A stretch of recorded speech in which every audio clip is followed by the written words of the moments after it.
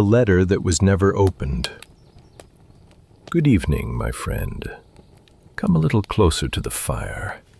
Tonight, I'd like to tell you a story about a letter that should never have existed.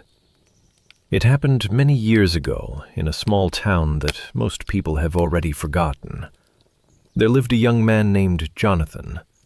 Jonathan wasn't special. He wasn't rich. He wasn't famous.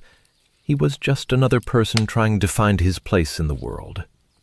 One cold autumn evening, he returned home from work and found something unusual in his mailbox. A single envelope, no stamp, no return address, just one word written across the front. Jonathan. He stared at it for a long moment. No one knew his address. At least, no one who would send a letter like this. He turned it over. Nothing. No clues, no explanation. For reasons he couldn't explain, Jonathan felt uneasy. The envelope felt old, much older than it should have been. The paper was yellowed. The corners were worn, as if it had spent years traveling before finally arriving. He carried it inside and placed it on the kitchen table. For several minutes he simply stared at it. Then the lights flickered. Once, twice, 3 times, and suddenly the room fell silent. Even the old clock on the wall had stopped ticking.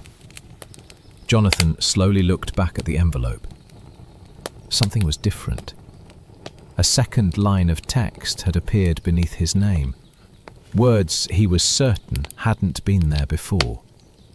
It read, "Do not open until midnight." Jonathan felt a chill run down his spine, because outside, the church bell began to ring. 11 times. Only 1 hour remained, and for the first time in his life, Jonathan was afraid of what midnight might bring. But that is a story for another night.